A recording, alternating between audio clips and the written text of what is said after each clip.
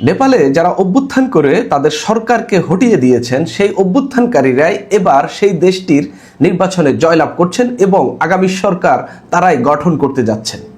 আর বাংলাদেশে যারা অভ্যুত্থানের সম্মুখ সারির নেতা ছিলেন, তারা একটি দল করেছিল এনসিপি। সেই দলটি থেকে মানুষ মুখ ফিরিয়ে নিচ্ছে, এমনকি সেই দলে যেসব নেতারা জয়েন করেছিলেন তারাও এখন একে একে সেই দলের সঙ্গ ত্যাগ করছেন।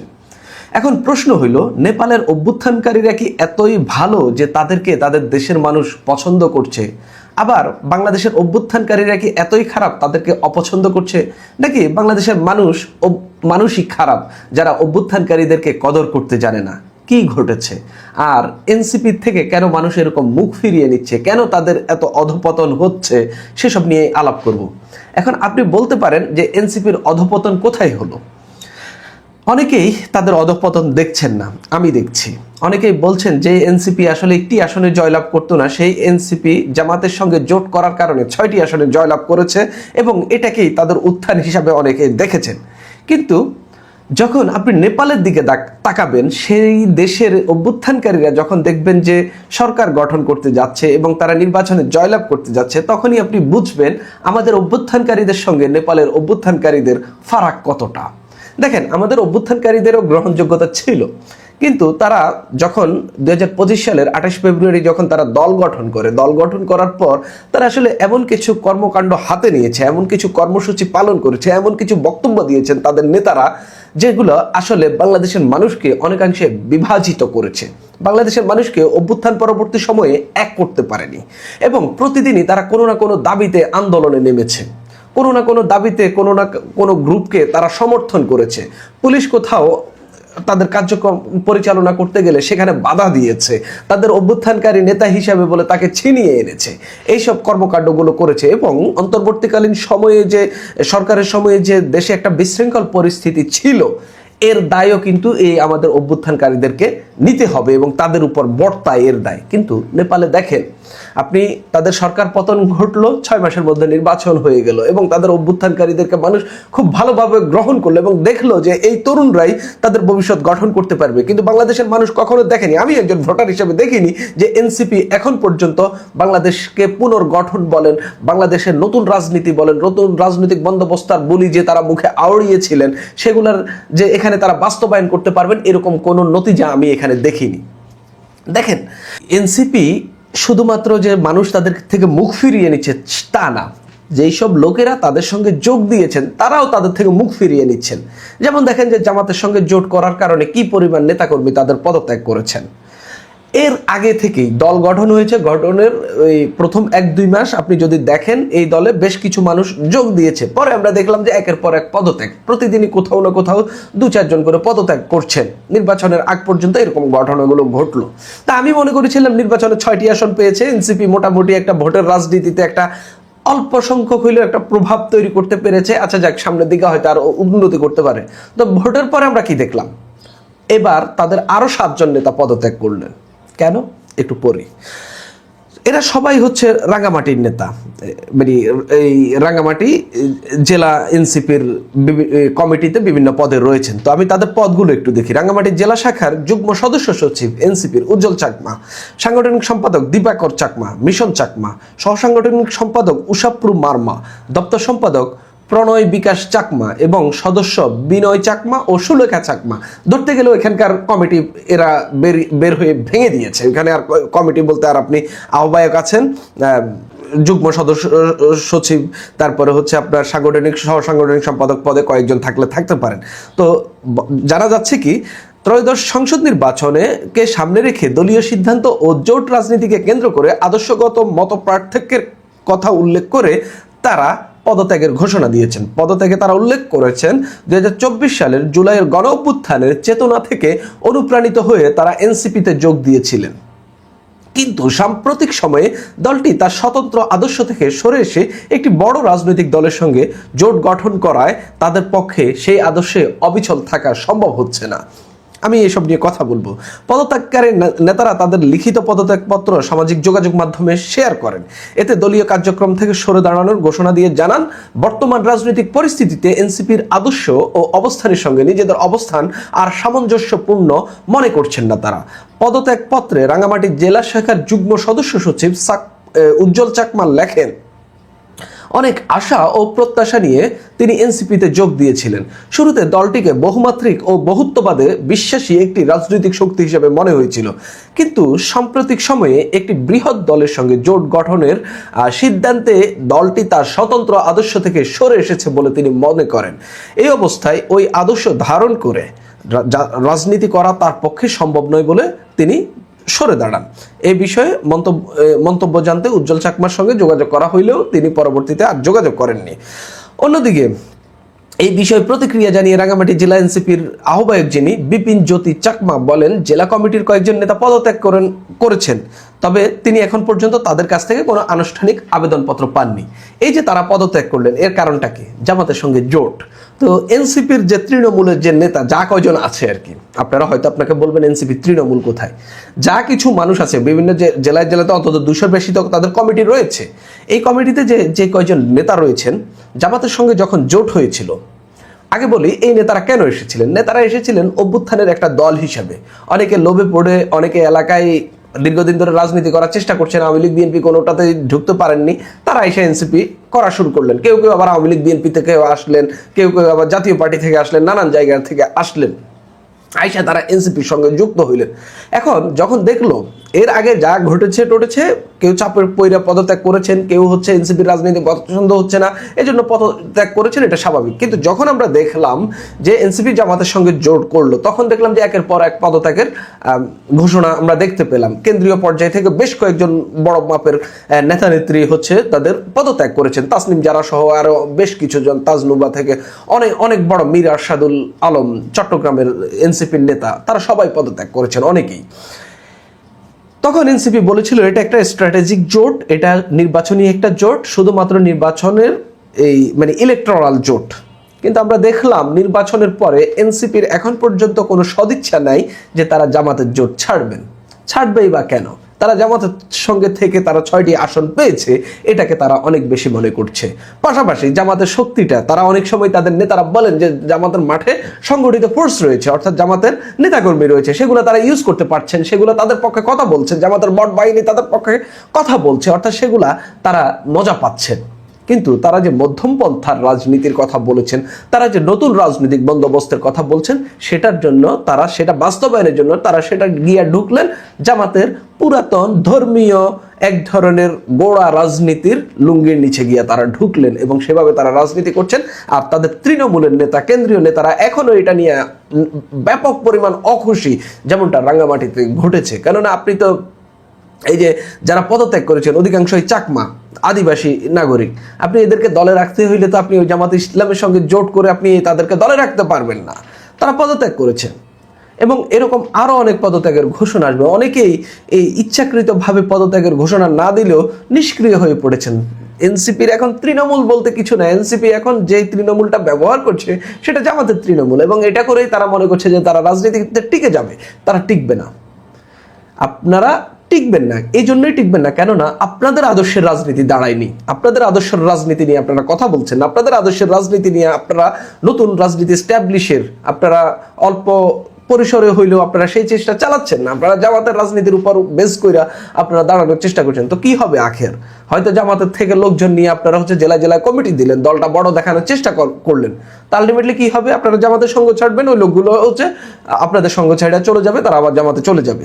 তো এই ঘটনাগুলো বাংলাদেশের রাজনীতিতে ঘটছে, যেখানে নেপালের অভ্যুত্থানকারীরা সরকার গঠন করতে যাচ্ছে, তারা নির্বাচনে একটা ইতিবাচক একটা জয় পাচ্ছে, সেখানে বাংলাদেশের অভ্যুত্থানকারীরা মুখ থুবড়ে পড়েছে শুধুমাত্র তাদের রাজনৈতিক অজ্ঞতার কারণে, শুধুমাত্র তাদের প্রতিদিন আন্দোলনের ঘটনার কারণে, বা আন্দোলনকারীদেরকে তারা সমর্থন দেওয়ার কারণে, বা হচ্ছে ভুল রাজনীতি করে জামাতের সঙ্গে যোগ দেওয়ার কারণে, কিংবা তাদের তৃণমূল শক্তিশালী করতে না পারার কারণে, এবং তাদের যারা দলে যেসব নেতারা যোগ দিয়েছে তাদেরকে সত্যিকার অর্থে কোনো আদর্শের পথ দেখাতে না পারার কারণে পারেনি এবং বাংলাদেশের মানুষকে তারা আশা দিতে পারেনি, এখন পর্যন্ত আশ্বস্ত করতে পারেনি তারা নতুন রাজনীতি স্ট্যাবলিশ করবে এবং তারা এমন তরুণ যারা বাংলাদেশ পরিচালনা করতে সক্ষম। বাংলাদেশের মানুষ এটা বিশ্বাস করে না যে হচ্ছে নাহিদ ইসলাম, আখতার হোসেন, সার্জিস আলম, হাসনাত আবদুল্লাহ এরা বাংলাদেশকে নেতৃত্ব দিতে পারবে এবং ভালোভাবে নেতৃত্ব দিতে পারবে, সৎভাবে, এটা বাংলাদেশের মানুষ বিশ্বাস করে না।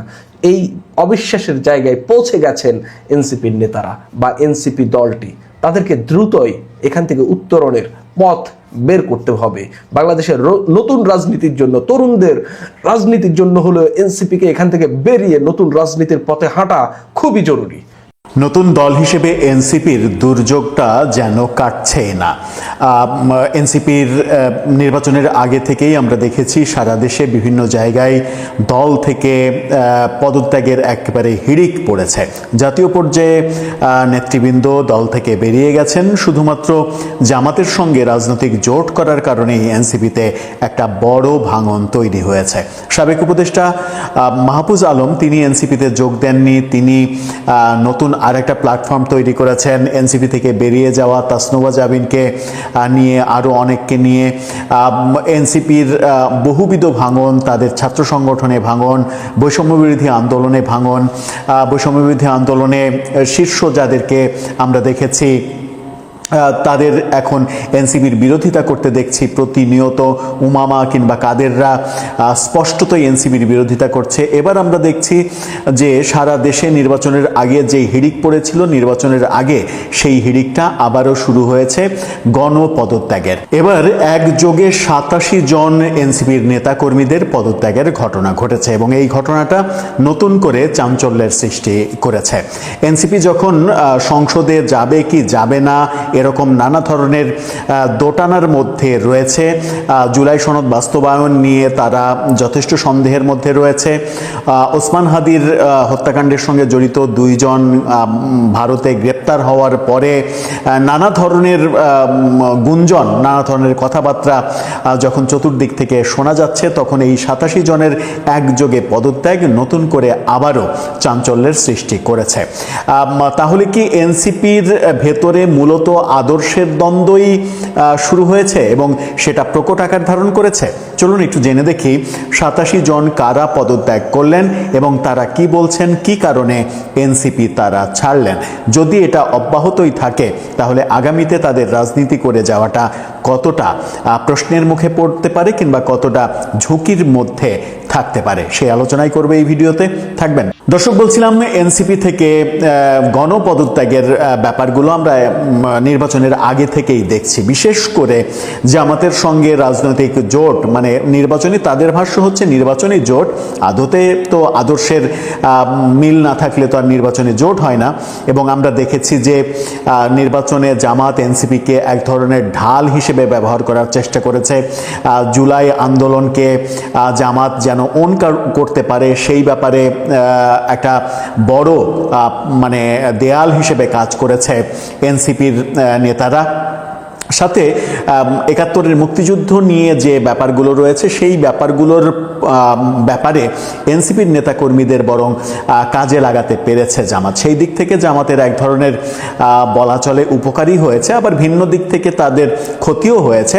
কারণ এনসিপির সঙ্গে জোট করার কারণে তারা আওয়ামী লীগের যে ব্যাপক একটা ভোট পাওয়ার সম্ভাবনা ছিল সেটা তারা পায়নি। কারণ আওয়ামী লীগ আর যাকেই ভোট দিক না কেন, মানে আওয়ামী লীগের ভোটাররা আর যাকেই ভোট দিক না কেন, এনসিপিকে ভোট দেওয়ার কথা নয়। তারা যতটা রেগে আছে এনসিপির ওপরে।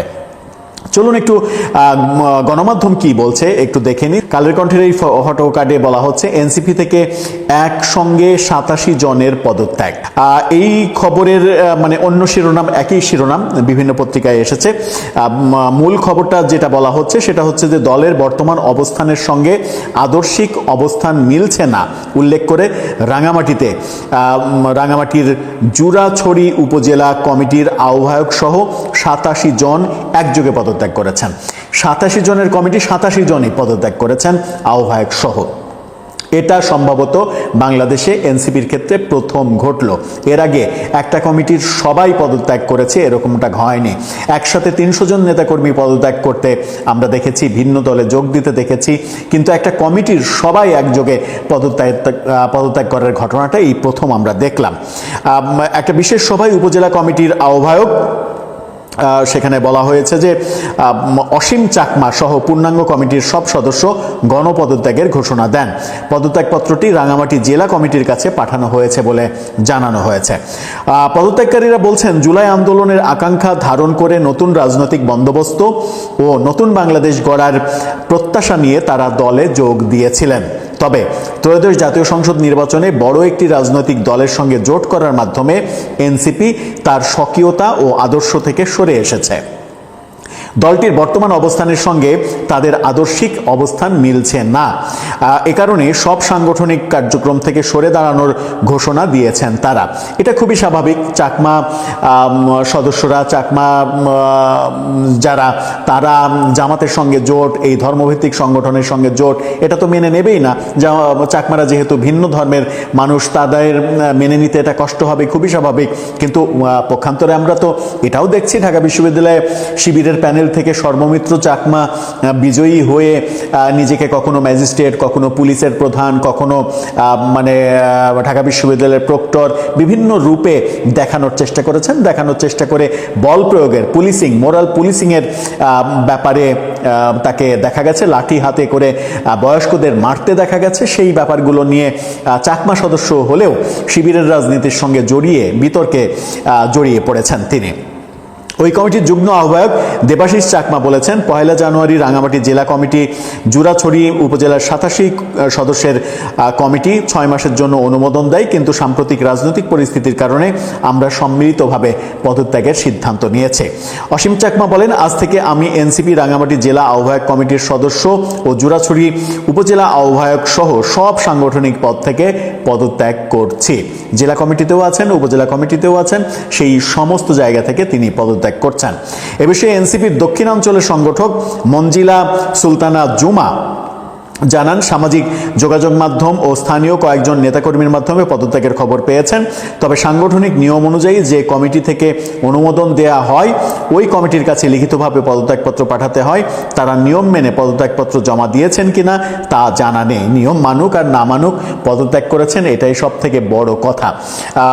এই যে ঘটনাটা ঘটলো, এবং এই ঘটনার আগে পরে বিভিন্ন সময় আমরা দেখেছি এনসিপি থেকে গণপদত্যাগের ঘটনায় এনসিপির নারী নেত্রীদের বেরিয়ে যাওয়া, তাসনিম যারা এনসিপি থেকে বেরিয়ে স্বতন্ত্র নির্বাচন করলেন, তাসনুভা জাবিন, নতুন রাজনৈতিক দল মাহফুজ আলম এবং তার নেতৃত্বে নতুন রাজনৈতিক দল তাদের আত্মপ্রকাশ করে ফেলেছে। এনসিপির অন্যান্য শীর্ষ নারী নেত্রীরা অনেকে নিষ্ক্রিয় হয়ে গেছেন, অন্য কোনো জায়গায় যোগ না দিলেও নিষ্ক্রিয় হয়ে আছেন। এরকম অবস্থা যখন দেখা যাচ্ছে, এনসিপির বামপন্থী, বিশেষ করে বামপন্থী আদর্শের যারা ছিলেন, এনসিপিতে স্পষ্ট 2টা ভাগ ছিল। একটা হচ্ছে বামপন্থা, মূলত 3টা আদর্শের ভাগ ছিল। একটা বামপন্থা, একটা সাবেক ছাত্রলীগ, আর একটা হচ্ছে ধর্মভিত্তিক পন্থা। এই ধর্মভিত্তিক পন্থাটা এনসিপিতে সব থেকে বেশি শক্তিশালী, এবং এই শক্তিশালী হওয়ার কারণে যাদের ব্যাকগ্রাউন্ড, শিক্ষার ক্ষেত্রে যাদের ব্যাকগ্রাউন্ডও মাদ্রাসা ব্যাকগ্রাউন্ড, সেই কারণে জামাতের সঙ্গে এই এনসিপির জোটটা হয়েছে, এবং যে কারণে মূলত বামপন্থী ভাবধারা যারা, তারা দলে থাকতে চাননি। এবার আমরা দেখলাম যে এর আগেও আমরা দেখেছি পাহাড়ি অঞ্চলে নির্বাচনের আগে একসঙ্গে 300-র বেশি নেতাকর্মী পদত্যাগ করে বিএনপিতে যোগদানের ঘটনা দেখেছি, এবং সারা দেশে বিভিন্ন জায়গায় দেখেছি। এবার চাকমাদের এই পদত্যাগ কিন্তু এনসিপির জন্য একটা বড় বার্তা, কারণ তারা একটা ধর্মভিত্তিক দলের সঙ্গে জোট করেছে, একসঙ্গে নির্বাচন করেছে, এবং নির্বাচন করার মূল কারণই হচ্ছে যে কোনো মূল্যে আমাকে এমপি হতে হবে, মন্ত্রী হতে হবে। এই যে লোভ, এই লোভের বাইরে এনসিপির রাজনীতি থাকার কথা ছিল, আলাদা একটা আইডিওলজি প্রতিষ্ঠা করার কথা ছিল। আমরাও প্রত্যাশায় বুক বেঁধেছিলাম যে নতুন একটা রাজনৈতিক বন্দোবস্ত তাদের কাছ থেকে পাবো। আদতে আমাদের হতাশই হতে হয়েছে, তাদের কাছ থেকে নতুন বন্দোবস্ত কিছুই পাইনি। পুরনো সেই কাসুন্দি ঘাঁটতেই তাদেরকে দেখা গেছে এবং পুরনো যে রাজনৈতিক কালচার, সেই রাজনৈতিক কালচারের মধ্যেই তারা বসবাস করছে এখন পর্যন্ত। দর্শক, আপনি এটাকে কিভাবে দেখছেন, কোন চোখে দেখছেন? আগামীতে কোন অবস্থার মধ্যে তাদেরকে পড়তে হতে পারে? যখন সংসদে তারা যাবে কি যাবে না সেই সংশয়ের মধ্যে রয়েছে, তখন দল হিসেবে তাদের নিজেদের স্বকীয়তা বজায় রাখা কতটা তাদের পক্ষে সম্ভব হবে? নেপালে আমরা দেখলাম জেনজি বিদ্রোহী জেনজিরা সরকার গঠন করছে, নির্বাচনে নিরঙ্কুশ সংখ্যাগরিষ্ঠতা পেল, নেপালে সফল হলো। 6 মাসের মধ্যে, মাত্র 6 মাসের মধ্যে নেপালে নির্বাচন হলো। অন্তর্বর্তী সরকারে জেনজিরা কেউ গেল না। কিন্তু ভিন্ন প্রেক্ষাপট যখন বাংলাদেশে, নেপালে জেনজিরা পারলে বাংলাদেশের জেনজিরা পারলো না কেন? এই প্রশ্নের সমাধান অনেকে খুঁজছেন। দর্শক, আপনার কাছে কোনটা মনে হয় জানিয়ে লিখতে পারেন আমাদের কমেন্ট বক্সে।